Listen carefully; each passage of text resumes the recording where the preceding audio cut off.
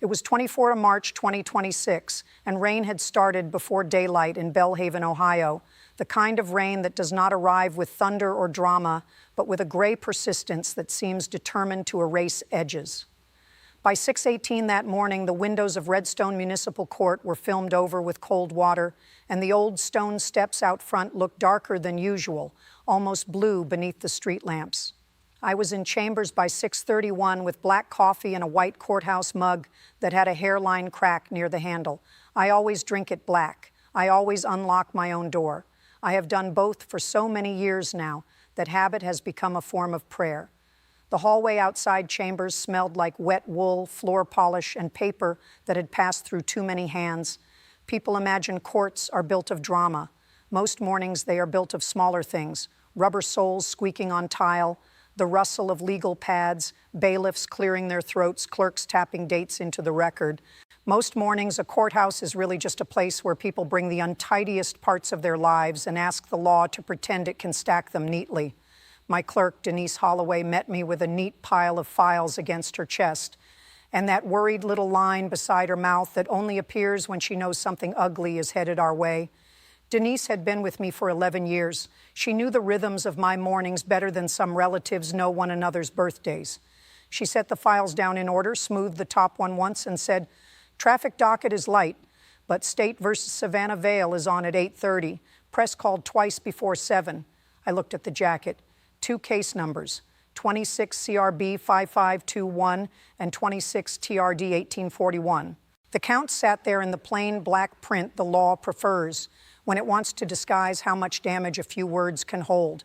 Reckless operation in an emergency zone, leaving the scene of a property damage collision, criminal damaging, disorderly conduct, and a later amended count tied to witness intimidation through electronic communication. On paper, it looked like one more careless rich girl with a license and no patience. Denise knew better than to say that out loud. I knew better than to think paper tells the whole truth. Paper lies by omission almost as often as people do. Anything else? I asked. She hesitated. Victims here already. Nurse from St. Catherine's. Very quiet. Quiet people catch my attention. Not because quiet means good. It does not. But because quiet people in court are often the ones carrying the most, without having ever been taught how to perform it in a way the world recognizes. Loudness gets mistaken for credibility all the time. Wealth gets mistaken for innocence. Composure gets mistaken for strength, and exhaustion gets mistaken for weakness. I have spent 28 years on the bench watching people misread one another. The first time I saw Savannah Vale that morning, she was standing outside Courtroom 2 as if she were waiting for a car, not a hearing.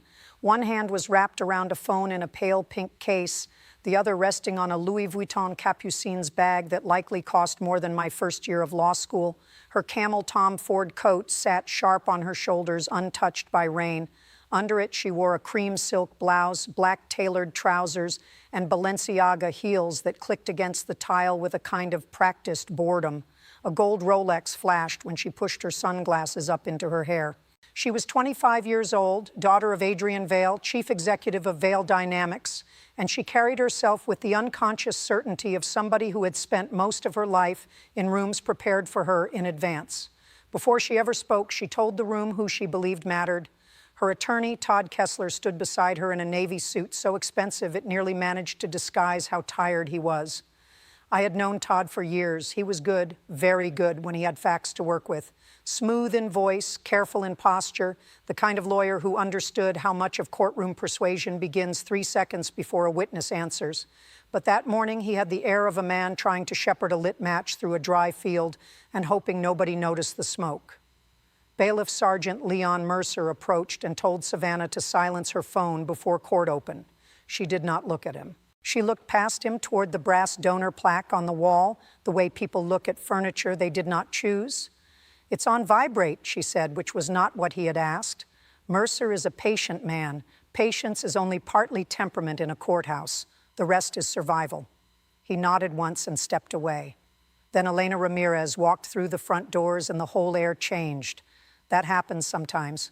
Not often, but enough that I have learned to trust it. Elena was 43, a registered nurse with 19 years at St. Catherine's Community Hospital on Jefferson Avenue. She wore navy scrubs beneath a faded gray cardigan because the courtroom was colder than the hospital and likely always would be. Her shoes were plain black nursing shoes with a crease across each toe from long shifts and longer walks. Her dark hair was pulled back tight. The skin beneath her eyes held that unmistakable deep fatigue only night workers and caregivers carry. She held herself carefully, not dramatically. There is a difference. Dramatic people want to be seen. Careful people are trying not to spill. You can learn a surprising amount from the way a person sits before proceedings begin. Savannah sat like the room belonged to her and everyone else had simply wandered into it by mistake. Elena sat as if she had already apologized 3 times in her own mind for needing the law at all. I did not know then how much I would come to learn about her life. Over the next weeks, through affidavits, testimony, exhibits, and those stray details that surface only when truth has stopped trying to impress anybody, I learned that Elena had been widowed 7 years. Her husband, Miguel, had fallen from a roofing job on Route 11 and never come home. Since then, she had raised Lucia, who was 15, and saving spare grocery money in an envelope marked college, and Benicio, 11 years old, living with epilepsy that required medicine at exact hours, no matter what else life was doing. Elena also cared for her mother, Rosa Ramirez, 68, who slept beside an oxygen machine in a small duplex on Cortlandt Street. The rental on that machine was $684 a month. On 14th March 2026, the day all of this began, Elena was behind $1,270 on her electric bill and still had not missed a single medication refill for either her son or her mother. That kind of dignity does not announce itself, it simply keeps showing up. The original incident took place at 10:47 p.m. on 14th of March 2026 in the East Ambulance Transfer Lane outside St. Catherine's Community Hospital, 1180 Jefferson Avenue. A late storm had blown through Belhaven that night. Not thunder, just hard slanting rain and the kind of wind that gets under umbrellas and makes them useless. The red curb outside the transfer lane had been painted fresh enough to shine under sodium lights. Yellow hatch marks were clear. There were 2 signs within 12 feet of each other reading emergency access, no parking, tow-away zone. Savannah Vale had parked her white 2025 Porsche Cayenne Turbo GT Square across those hatch marks with the engine running while she recorded a social media clip for one of her beauty sponsors. Her hazards were off. Her music was on. She later said she would only be a second. I have heard that phrase around more broken lives than I can count.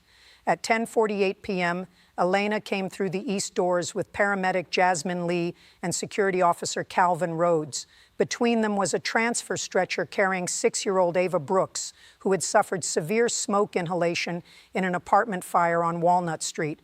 Because weather had grounded the helicopter, the child was being moved by critical care ambulance to County Children's in Dayton. An oxygen cart rolled beside the stretcher, its wheels rattling over wet concrete.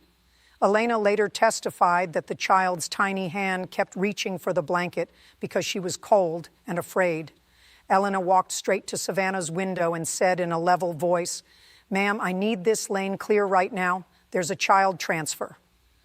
Savannah looked her up and down, from wet scrub pants to the hospital badge clipped at her shoulder, and smiled the sort of smile that never reaches the eyes. Multiple witnesses heard her say, "You need 30 seconds, I'm posting." Elena said, "I am not asking for a favor." Security officer Calvin Rhodes stepped forward then, rain dripping off the rim of his cap, and pointed at the curb markings. By that time, paramedic Jasmine Lee was already trying to angle the stretcher around the Porsche's rear bumper. The gap between the vehicle and the concrete bollard was 32 inches. The stretcher required 38. When Calvin told Savannah he was calling police, she finally threw the gear into reverse. That should have solved it. It did not. She backed out too fast, cut the wheel hard, and clipped the hospital oxygen cart with the right rear corner of the Porsche. The cart tipped. A tank rolled loose and struck the pavement with a sound so hard, people inside the waiting area later testified they heard it through the doors. Elena let go of the stretcher and lunged for the cart before it crushed the tubing. At nearly the same moment, the Porsche kept swinging and struck the left rear panel of Elena's 2013 Toyota Corolla, parked in the employee row 14 feet back. The Corolla lurched half onto the curb. Its taillight burst red across the wet pavement. Savannah stopped only long enough to glance at the damage. Then she cursed, accelerated, and pulled away into Jefferson Avenue. Officer Marcus Bell, badge 4172, reached the hospital at 10:54 p.m. By then, Calvin Rhodes had called 911, Jasmine Lee had the ambulance moving, and Elena had a scrape along her left forearm where the oxygen cart handle had struck her. Officer Bell found broken fragments from Elena's taillight, a strip of white Porsche trim, a smear of white paint on the oxygen cart frame, and 31 feet of fresh tire scuff leading away from the hatch marks. He also found Elena standing in the rain beside her damaged car, not crying, not shouting, just breathing through the kind of anger people swallow, because there is still work to do. He later testified that her first words to him were not about her car at all. They were, "Please note, the lane was blocked during an active child transfer." There are moments when a person tells you who they are before the evidence even catches up. If you have ever known someone who kept doing the right thing while their own life was cracking around them, you know what I mean. Quiet strength gets overlooked because it rarely markets itself. Officer Priya Nair, badge 3884, located Savannah's Porsche at 11:02 p.m. near Mason and 3rd, parked half crooked outside Marrow House Lounge. Rain still beaded on the hood. Savannah was in the driver's seat, touching up her lipstick in the mirror when Officer Nair approached. The right rear quarter panel showed red paint transfer and a dented lower edge. A strand of clear oxygen tubing was trapped near damaged trim. Nair asked for license and insurance. Savannah handed over a black leather card case and said, "Can we make this fast?" It was literally a parking misunderstanding. Probable cause is not complicated when arrogance keeps leaving fingerprints. At the bond hearing on 15th of March, I set conditions after reviewing the affidavit and hearing the initial reports. No contact with Elena Ramirez, no contact with St. Catherine's employees involved in the incident. No social media posts about the case, the victim, or the hospital. Todd Kessler argued for recognizance, citing strong family ties, no criminal history, willingness to cover damages as a courtesy. I remember that phrase exactly, as a courtesy, as if basic accountability were a gesture a wealthy defendant could choose to perform or withhold depending on her mood. I set bond at $12,500 unsecured because money alone was clearly not going to teach this young woman where the lines were. She posted within 2 hours and walked outside smiling for photographers beneath an umbrella someone else held for her. By the time of the full hearing on 24th of March, the case had outgrown its first impression. It began as a rude parking incident. Yes, that would have been bad enough. But in the days after her arrest, Savannah refused an early plea agreement that would have required guilty pleas to reckless operation and leaving the scene, restitution, license suspension, and community service. She wanted dismissal. Her attorney moved to dismiss the criminal damaging count and sought a continuance when the state opposed him. I denied dismissal that morning and granted only a short recess later if weather delayed a witness. Savannah made a face when I ruled. It was not the last face she made at me that day. The unanswered question sitting in the courtroom before testimony began was not whether she had blocked the lane. Too many people saw that. The question was what happened during those lost minutes while she treated an emergency zone like a stage. Denise called the case in her clear clerk's voice. Mercer shut the courtroom doors. The murmur in the gallery folded down into one long, tight silence. I uncapped my pen. Savannah crossed one leg over the other, glanced toward the press bench, and smiled as if the whole proceeding might still somehow serve her. There is a kind of arrogance that feeds on attention, and another kind that believes consequences are a myth. I knew before the first witness took the oath which kind sat before me. By noon, I understood it was both. From the beginning of testimony, Savannah's behavior in my courtroom became its own kind of evidence, even if it never appeared on an exhibit list. She sighed during the oath. She tapped manicured nails against counsel table while the prosecutor spoke. Once, while Assistant Prosecutor Alan Pierce laid out the timeline, she leaned toward Todd Kessler, whispered something that made her smile, and looked briefly toward the reporters as if inviting them to share a private joke. Sergeant Mercer heard enough to lift his chin in warning. I did not respond immediately. My courtroom is not loud by design. I have never needed volume to make a point. I need only for people to understand that respect is not decorative here. Officer Marcus Bell testified first. He was the kind of witness juries trust even when there is no jury in the room to hear him. Steady, precise. Uninterested in embellishment, he described the rain, the curb markings, the position of the Porsche based on tire scuffs and witness statements, and the damage to Elena's vehicle. He identified photographs taken at 11:07 p.m. showing the broken taillight, the bent oxygen cart wheel, and the white paint smear on the cart handle at a height consistent with the Porsche bumper. When his body camera footage played, the room heard rain pinging off metal, radios crackling, and Elena answering questions in a low, controlled voice. What stood out to me most was what did not happen. She did not exaggerate. She did not reach for performance. She simply told the truth in order. The prosecutor then laid out the physical pieces on the evidence table: the snapped strip of Porsche trim in a sealed bag, taillight lens fragments, a tow invoice for Elena's Corolla. Chain of custody matters because truth, once money touches it, often needs help surviving. Alan Pierce walked the record carefully through Bell, the impound technician, and the property clerk. The trim had been photographed in place, bagged at 11:19, signed into evidence at 11:48, and later matched by part number to Savannah's vehicle after Officer Nair's stop. Small facts, sharp facts. Most lies do not collapse from one dramatic revelation. They collapse because little things keep agreeing with one another. Officer Priya Nair came next, smaller than Bell in build, but harder in edge, with the sort of quiet authority that makes reckless people feel singled out even when nobody has raised a voice. She testified that Savannah appeared calm, dismissive, and chiefly concerned with whether the stop could be handled quietly. Todd Kessler objected to characterization. I overruled him.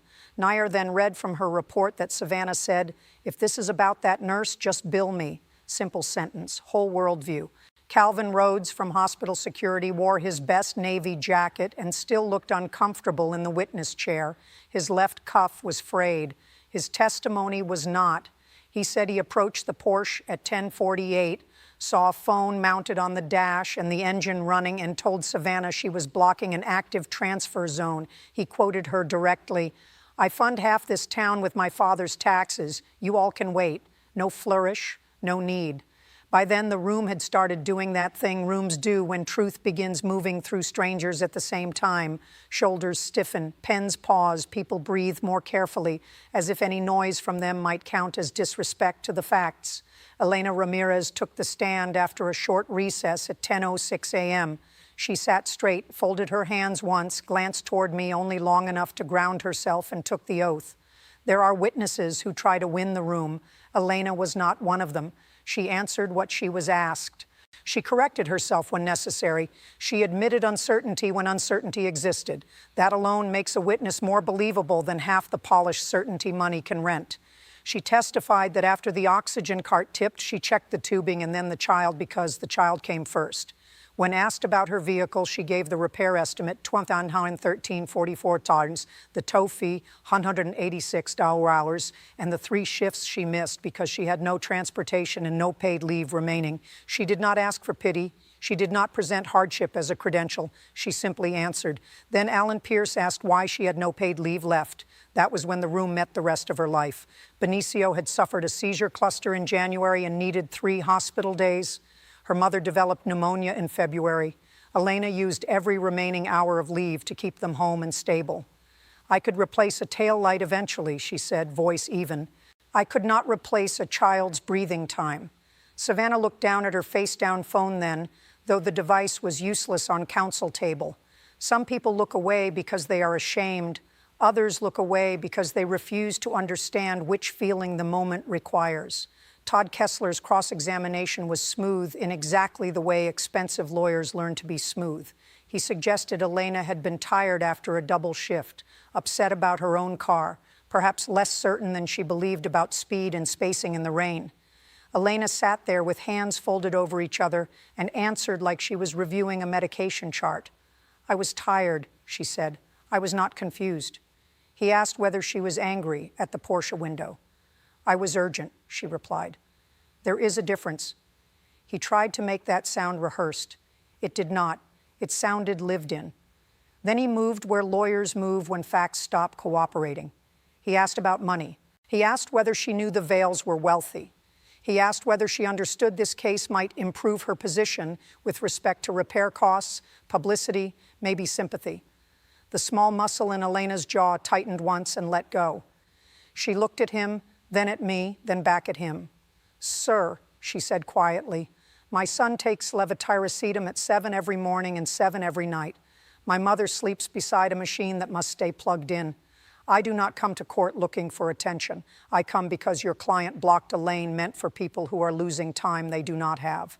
That answer landed harder than anger would have. He tried again, asked whether she could really hear clearly through a cracked window and hard rain. Elena said, "People hear contempt very clearly." There was a murmur in the gallery then, small and human. Mercer turned his head once, and the room settled. What came next changed the case from ugly to devastating.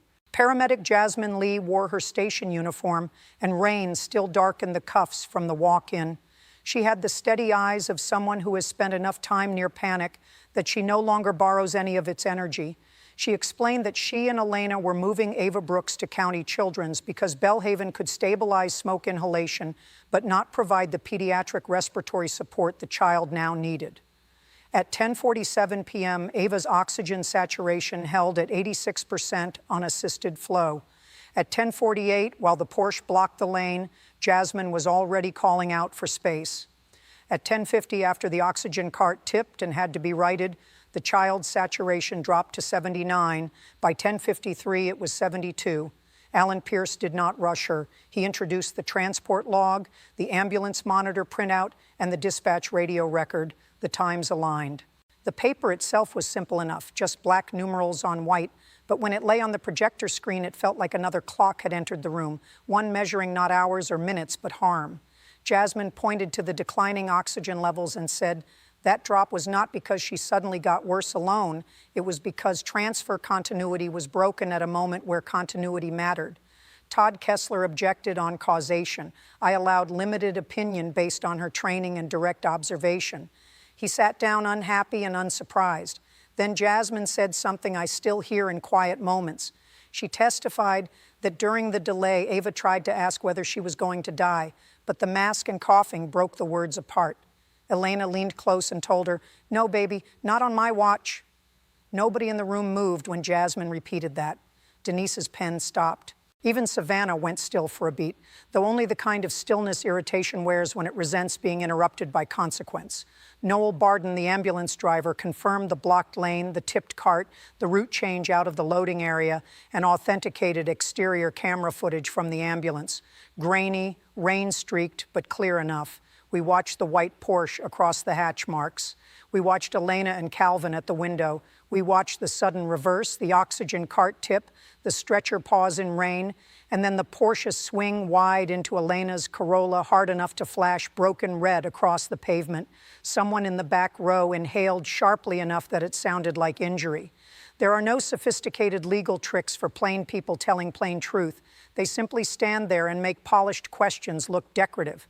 By 11:18 a.m., the evidence table held a whole life in fragments.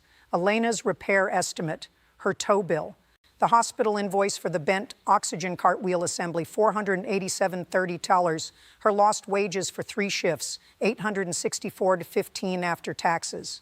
Her utility shut-off notice with a red stripe across the top, dated 18th of March. Alan Pierce introduced each with care, and I admitted them not because hardship proves guilt, but because the exact shape of harm matters. Harm is never abstract to the person carrying it home. Then the state called Maria Brooks, Ava's mother. She came in with healing burn marks along the back of her right hand and a cardigan zipped to her throat, though the courtroom was warm. 29 years old, breakfast line worker at Duffy's Grill. She looked as if sleep had become a rumor. She testified that she had remained in the emergency bay for treatment when staff told her the ambulance transfer had been delayed at the curb. She did not see the collision herself. She did hear her daughter cry through the doors. Alan Pierce let that sit for a moment before asking what happened after Ava reached County Children's. Maria swallowed once. She was in pediatric ICU 4 days, she said. They told me every minute matters with breathing. I heard that sentence so many times it stopped sounding like English. Savannah leaned toward Kessler and whispered something. I did not hear it, but Maria did. She looked over with a kind of tired disbelief that hurt more than anger. On cross, Kessler was careful. Even he knew a burned mother with a child in ICU is not a witness one bullies and then sleeps well after. He established only that she had not seen Savannah at the window and had no personal knowledge of the exact number of delayed minutes. Maria agreed. Then, before stepping down, she asked if she might say one more thing. Defense objected. I overruled it. Maria said, "The nurse with the dark braid, Ms. Ramirez, she stayed after her shift to ride with my little girl because I had to be treated too. I didn't know her before that night. I just think the court should know she stayed." There it was, one more layer. Elena had not even been assigned to leave with Ava.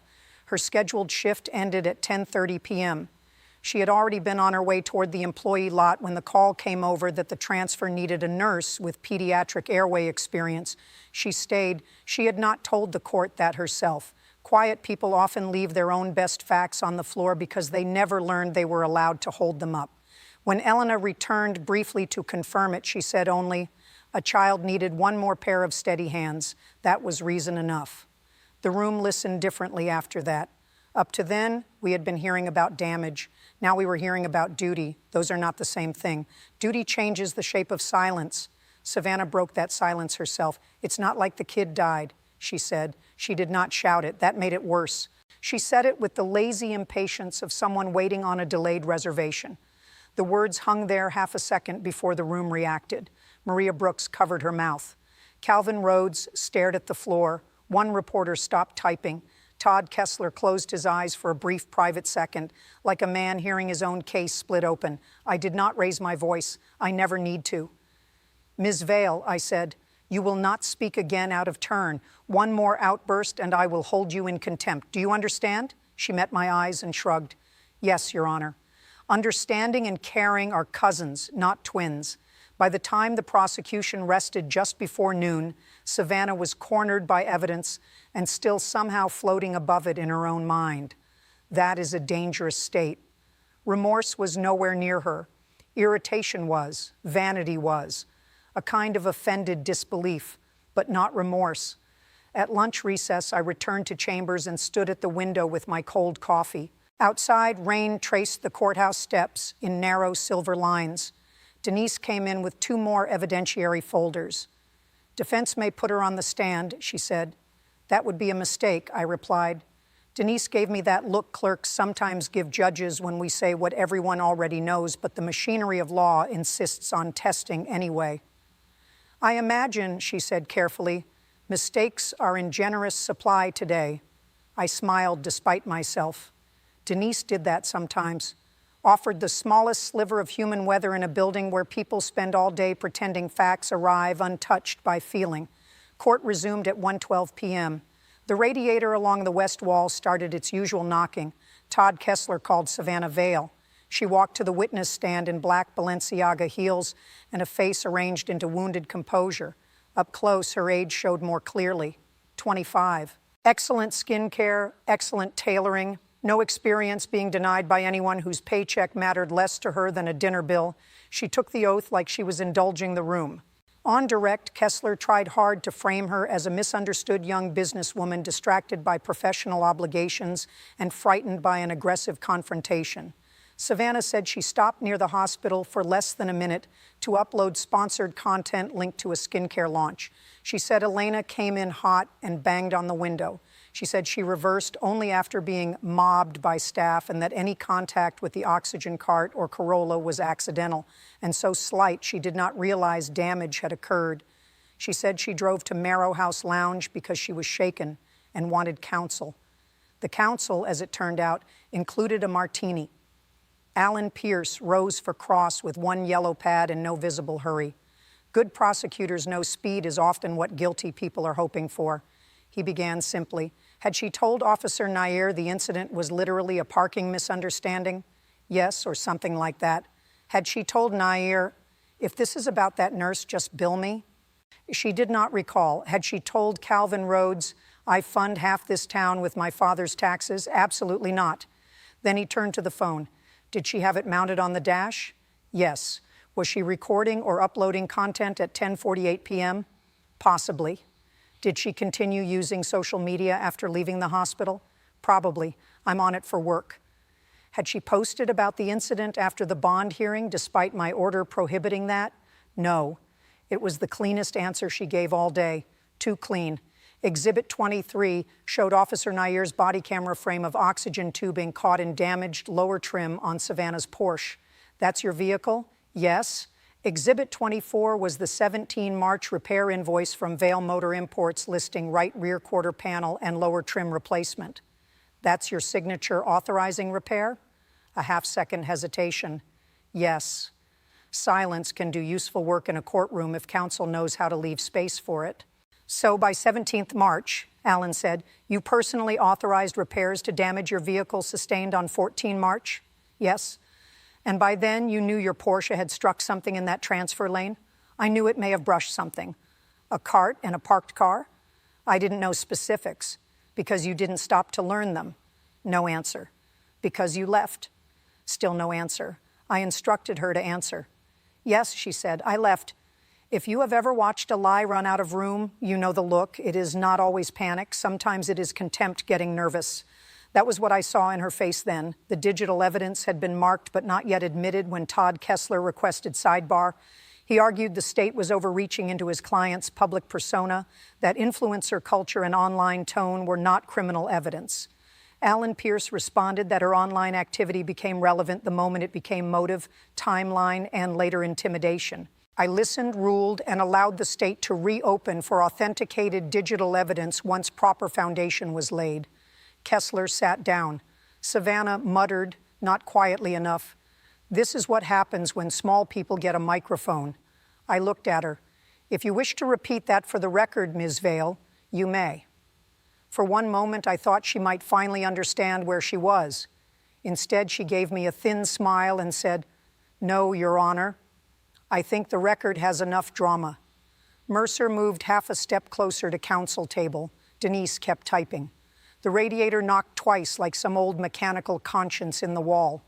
At 1:47 p.m., the state called Dana Holcomb, director of the Belhaven County Digital Forensics Unit. Gray suit, silver reading glasses, voice like clean paper, the kind of authority that never requires theater because precision is already doing the work. She testified that pursuant to a warrant and preservation request, her unit extracted data from Savannah Vail's iPhone 16 Pro on 20th March and obtained certified records from Instagram, TikTok, and Snapchat. Todd Kessler objected twice. He lost twice. Dana had done this work for 14 years. Her chain of custody was so exact it might as well have been stitched shut. The first post appeared on the evidence screen at 11:11 p.m. on 14th March, 24 minutes after the blocked lane incident and 9 minutes after Officer Nair first approached Savannah's vehicle.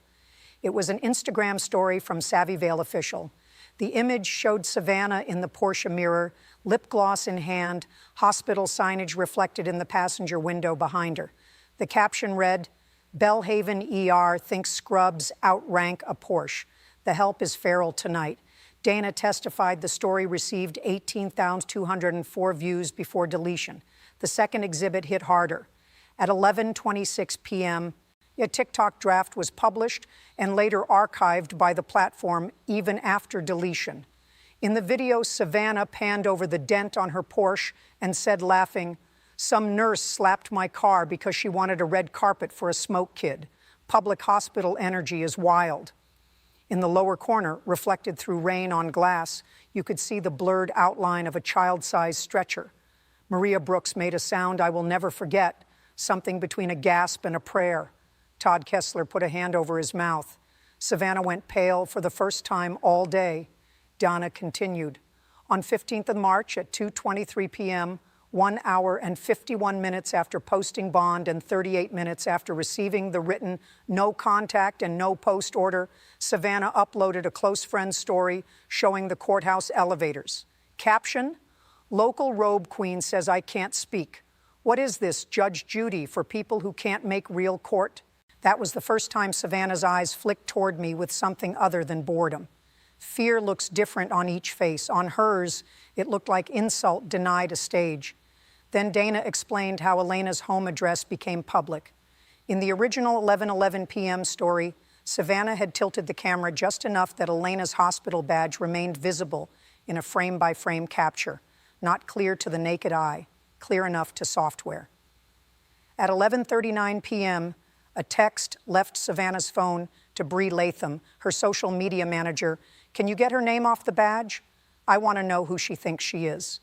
At 11:52 p.m., Bree replied, found her, Nurse Elena Ramirez. Want me to pull more? At 12:01 a.m., Savannah responded, everything. Make sure she regrets touching my car. Dana never dramatized those words. She did not need to. The state introduced screenshots showing that by 8:06 the next morning, anonymous accounts had begun posting Elena's first and last name, workplace, and partial home address.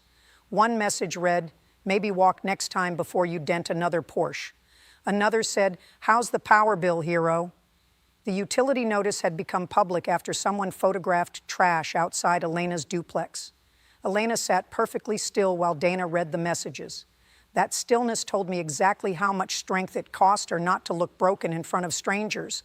Todd Kessler tried to redirect blame toward followers, assistants, the shapeless cruelty of the internet. Dana answered with timestamps and device IDs. The request to identify Elena came from Savannah's phone. The instruction to gather everything came from Savannah's phone. The mockery of the court came from Savannah's phone. In your expert opinion, Allen asked, was the defendant merely being discussed online, or was she directing online attention toward a named witness in violation of bond conditions? Dana adjusted her glasses. She was directing it. Savannah blurted, that's not intimidation, that's publicity. I warned her again. She laughed once under her breath. Brittle sound. Nobody in the room laughed with her. Then came the witness who altered not just the legal posture of the case, but its moral temperature. Dr. Lila Hahn, Regional Director of Pediatric Transport for County Children's, arrived at 2:41 p.m., delayed by a jackknife truck on Interstate 70. Damp hair, rolling case, urgent calm, worn like skin. She had not been part of the original charging documents. She became the spine of the afternoon. Dr. Hahn testified that she had reviewed Ava Brooks's transfer record, monitor strips, receiving notes, and bronchoscopy reports. She explained in language a layperson could understand that children with smoke inhalation can appear stable and then deteriorate quickly because swelling inside the airway continues after exposure ends. The delay outside St. Catharines had been measured at 6 minutes and 42 seconds from first request to clear the lane until full ambulance departure. Not theory, not estimate, measured. During those minutes, Dr. Hahn said, Ava's oxygen saturation dropped, transfer continuity was interrupted, and the child arrived at County Children's in a worse respiratory state than anticipated from the handoff report given before the curb obstruction. She survived, but she would likely require inhaled treatment during cold seasons for years due to airway scarring made worse by destabilization during transfer. Up to that point, people in the room had been angry. Now they were grieving something they had not known had been taken. Maria Brooks bent forward with both hands over her face. Elena closed her eyes once, just once, the way people do when a burden they were already carrying finally gets named out loud.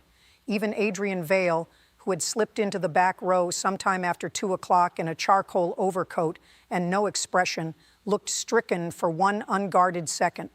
Dr. Hahn then added a fact no one in that courtroom had anticipated. County Children's maintained a monthly donor archive because pediatric transport equipment was funded partly through private charity. In that archive sat a gala pledge from the Adrian Vale Family Foundation dated 12th of November 2024 for 2 pediatric transfer ventilators and 1 emergency respiratory training grant at St. Catharines. The funding had not yet been fully dispersed, but brochures were printed. Savannah's family name was already attached to the very emergency transport system her choices had disrupted. Money had not merely arrived after the harm. Money had already put its name beside the work. The donor acknowledgement packet came into evidence. On the front page, under the hospital seal, appeared the line, "In gratitude to the Adrian Vale Family Foundation for advancing safe pediatric transport in Belhaven." A bitter little circle closed right there. The daughter of a man publicly praised for supporting emergency transfer had mocked the workers using it, blocked the lane built for it, delayed the child relying on it, and then directed her online audience toward the nurse who stayed late to help, that was when Savannah snapped. She stood without permission, shoved her chair back so hard it screeched across the floor, and pointed not at Elena, not at the prosecutor, but straight at me. "This is theater," she said. "That's all this is. A sad nurse, a sick kid, and you playing Judge Judy for people who can't make it into real court. My father's name funds half the things in this town. You all just want to bleed us because poor people love a public hanging." You could feel the entire courtroom recoil, not loudly, almost silently, the way grass bends when hard wind passes over it. Mercer was beside her in 2 strides. Todd Kessler reached for her sleeve and missed.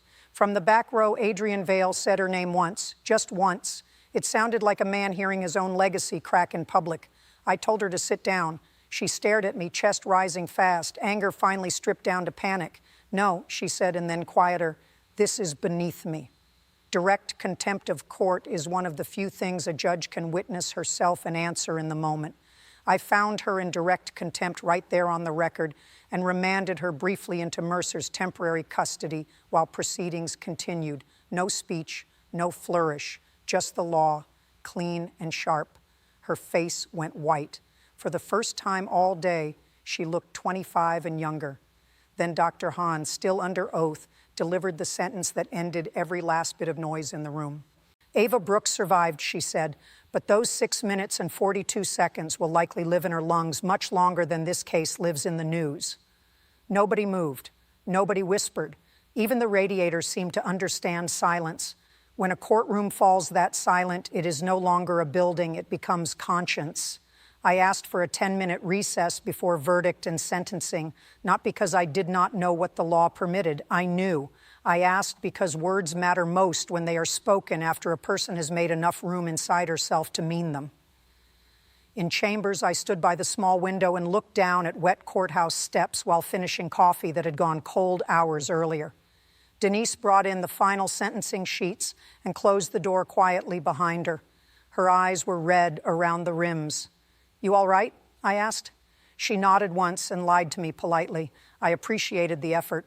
Through the door, I could hear muffled movement in the courtroom, chairs shifting, lawyers murmuring, Mercer's measured steps, the low mechanical hum of the building going on with itself, while human beings tried to decide what justice should sound like today. My father's voice came back to me then, as it sometimes does in difficult moments. He was a union-side labor lawyer in Cincinnati and believed in law the way some men believe in weather, as something larger than us that still depends on what we do when it arrives. He used to sit at our kitchen table with legal pads and tell me, "Rules without heart become weapons. Heart without rules becomes surrender. The work is not choosing one over the other. The work is refusing to let either betray the people the law is supposed to serve." I have carried that sentence for decades. When I returned to the bench at 3:29 p.m., Savannah Vale had been brought back in. The shine was gone now. Her hair was no longer perfect. The Tom Ford coat lay folded behind her. Without it, she looked smaller, though not yet softer. Adrian Vale sat directly behind the defense table, hands clasped so tightly his knuckles showed white. Todd Kessler looked like a man preparing to apologize for rain. Elena sat where she had sat all day, gray cardigan buttoned, face tired, spine straight. I began with findings. I found Savannah Vale guilty beyond a reasonable doubt of reckless operation in an emergency access zone, leaving the scene of a property damage collision, criminal damaging, disorderly conduct, and witness intimidation through electronic communication in violation of bond conditions. I found her in direct contempt of court for the outburst during sworn proceedings. I explained each finding in plain language because justice should not hide behind vocabulary while another person's future is being decided. The blocked lane was proven. The collision was proven. The departure without inquiry or exchange was proven. The online targeting of a witness was proven.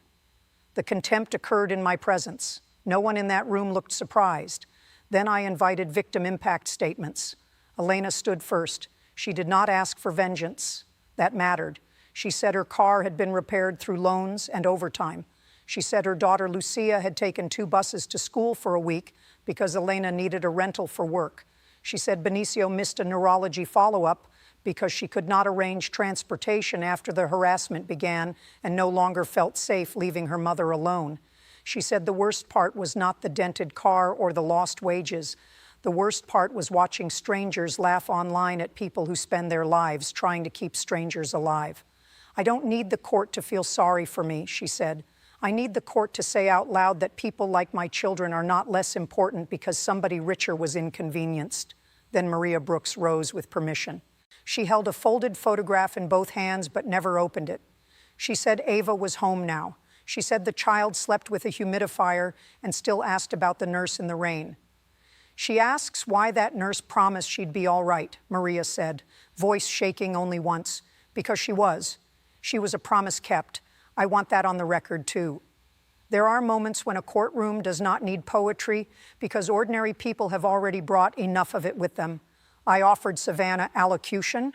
A wise defendant uses that moment to show understanding. Savannah used it to complain about scale.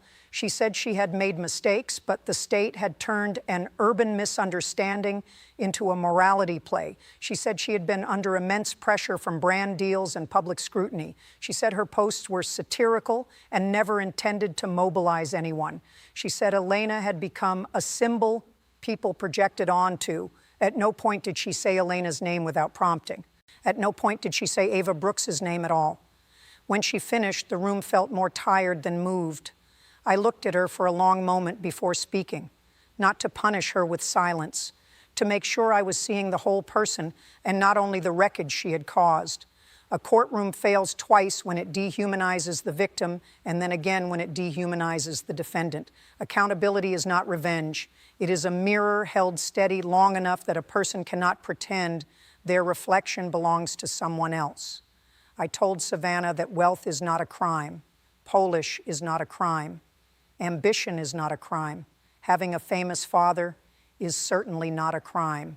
But using status as a shield while endangering an emergency transfer lane, damaging another person's property, leaving the scene, mocking working people, targeting a witness online, and sneering at the very idea of equal justice is exactly the kind of conduct the law exists to answer.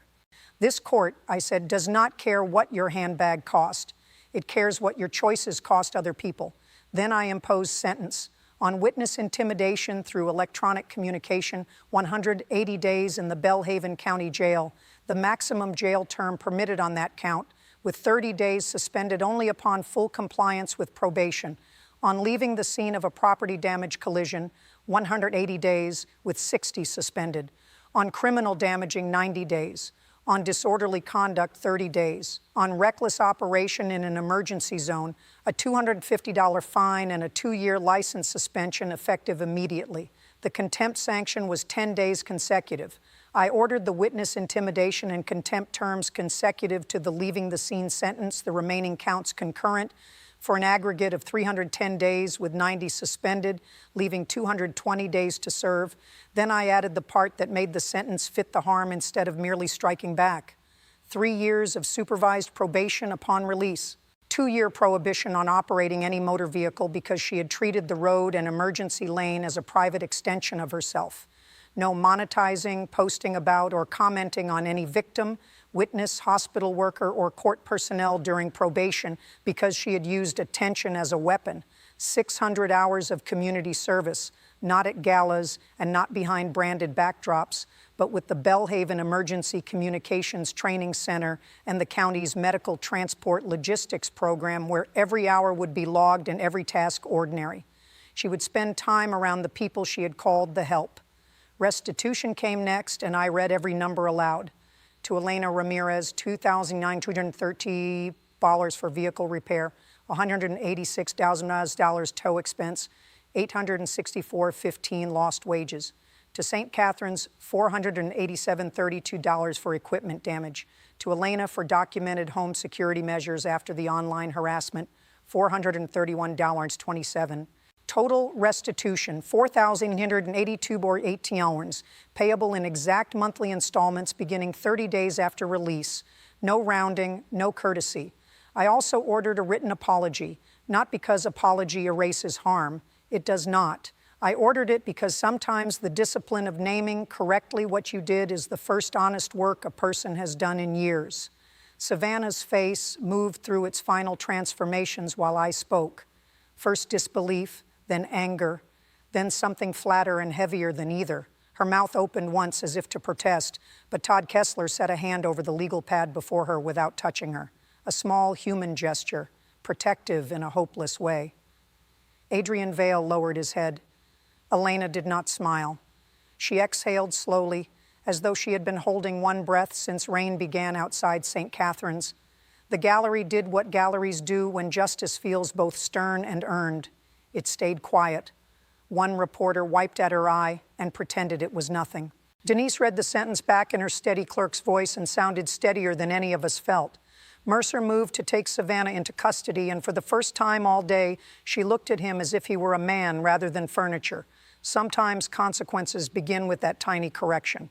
I know what people think stays with judges. The sentence, the headlines, the most dramatic line of testimony. But what stays with us is often what happens in the 30 seconds after sentence is spoken. That is where you learn whether justice merely landed or whether it reached anybody. Savannah turned toward the gallery as Mercer guided her back, not toward Elena, not toward Maria, toward her father. Adrian Vale stood. He was a large man, the kind rooms usually adjust themselves around. Not that day. He said only, "Enough." Not to me, to his daughter. She started to say, "Dad, tell them." He stopped her. "No," he said, "I will not buy you one more lie." It was not a dramatic speech. That is precisely why it mattered. Wealthy families are often loud in private and elegant in public. This was something else. This was a man finally refusing to confuse rescue with love. Once Savannah disappeared through the side door, the room loosened in small ways. Chairs scraped, papers shifted, someone coughed. Life resumed its practical errands. Before rising, I asked Elena if she needed a moment before leaving. She shook her head. "No, Your Honor. I need to get to my mother before the evening breathing treatment." Even then, even after all that, her mind had already returned to the next duty waiting on the other end of town. When the courtroom had mostly emptied, Elena approached the bench rail with permission. Up close, I could see how tired she truly was. There was a tiny nick on her left hand I had not noticed earlier. Hospital tape, maybe. Kitchen knife. Life. She said, "Thank you for saying it plain." I asked her which part she meant. "That we are not less important," she said. For a moment, I thought of my father at our kitchen table, tapping a pen against a yellow legal pad. "Ms. Ramirez," I told her, "the court only said aloud what was already true." She nodded once, drew her cardigan close, gathered her bag, and went back to the life that had been waiting for her long before the case ever learned her name. Time passed. Cases came and went as they always do. Bonds, arraignments, plea agreements, traffic dockets, landlord disputes. One sad dog bite case, one deeply unpleasant inheritance battle. People imagine judges live inside climactic scenes. Mostly we live inside accumulation. 1,000 smaller harms, 100 daily decisions, enough human ache to make you fear becoming too practiced at hearing it. State v's Savannah Vale lingered in the building like weather. The press moved on faster than the people involved did, which is always the way. News likes impact. Lives have to manage aftermath. In April, I received the first probation update. Savannah had begun serving time in county custody without incident, but with 3 early infractions for refusing standard laundry assignment and 1 for speaking disrespectfully to intake staff. The report did not surprise me. Humility rarely arrives at the door with its bags packed. Still, by late May, the tone shifted. Fewer infractions, full attendance at mandatory online harassment intervention sessions, completion of a written reflection exercise I suspected she had initially treated as punishment and later, perhaps against her own instincts, begun to treat as a mirror. In June, I reviewed a transport training report from the Belhaven Emergency Communications Training Center, drafted to prepare for her eventual community service placement. Because of the nature of the case, administrators requested specific conditions. She was to begin not in any public-facing role, but in the back office, sorting equipment logs, sanitizing training mannequins, learning dispatch delay coding, and observing transfer drills without camera access, phone access, or any branded clothing. no exceptions. The report included a handwritten note from the training director, a retired paramedic named Owen Fletcher. If she is going to learn anything here, it will have to come from repetition, not spectacle. That struck me as wise. By late summer, Belhaven had mostly turned its attention elsewhere, as towns do, but then August brought the kind of heat that turns courthouse stone almost white at noon, and with it came a memorandum from St. Catherine's. Following review of the Brooks transfer, the hospital had revised its ambulance lane enforcement protocol. Security staff were given expanded authority to request immediate police dispatch for blocked transfer zones. New retractable bollards were installed. Pediatric transfer carts were fitted with secondary quick secure tank restraints. In other words, one nurse's insistence on documenting exactly what happened had changed procedure. Justice is never only the sentence. Sometimes it is a policy memo nobody outside a hospital will ever read. In September, Maria Brooks sent a brief note through the prosecutor's office. Ava had started first grade. She still used inhaled treatments during weather changes. She carried a stuffed rabbit to specialist appointments. She liked dinosaurs and grape popsicles and telling adults when they had tied their shoes wrong. Enclosed was a crayon drawing of an ambulance, a nurse with dark hair, and a little figure in a yellow coat. Across the top, in careful child letters, were the words, "Thank you, big room judge." I pinned it to the inside cabinet in Chambers for a week before taking it home and placing it inside my father's old dictionary. 5 months after sentencing in November, I had an encounter that closed a loop I had not realized was still open. I was at Dalton's Market on West Pine just after 7 in the morning buying coffee filters and a loaf of wheat bread. The pharmacy aisle smelled faintly of mint gum and cardboard. I turned the corner and found Elena Ramirez comparing inhaler spacers with a little girl in a yellow coat. Ava Brooks, 6 years old, hair in 2 uneven puffs, 1 sneaker untied, clutching a stuffed rabbit by 1 ear. Elena was not related to her. She was simply there because Maria had an early shift, and Elena had offered to help before school. That is the kind of detail no headline carries, yet it is exactly the sort of detail that tells you what a life is made of. Sometimes people ask me whether I still believe in justice after all these years. The honest answer is that justice, as most people imagine it, is too clean a word for what courts actually do. Courts do not heal. Courts do not restore lungs to the exact state they were in before smoke and delay. Courts do not give children back the unafraid sleep they lost. Courts do not make widows less tired or single mothers less overdrawn or erase the fact that cruelty spreads online faster than mercy. What courts can do on our best days is say clearly what happened, who was harmed, what mattered, and whether status gets to bargain its way out of consequence. That matters more than most headlines ever will. And if you ask me now what stays with me most from State versus Savannah Vale, it is not the outburst, not the sentence length, not the photograph from the training center, not even the letter written on lined paper months later. It is Elena Ramirez at the bench rail after court, cardigan drawn close, face tired clear through, saying thank you for saying it plain, because that is what people ask of the law. More than brilliance, more than theater, more than polish. Say it plain. Say who mattered. Say what happened. Say whether their lives count too. They do. They always did. Dignity is not for sale.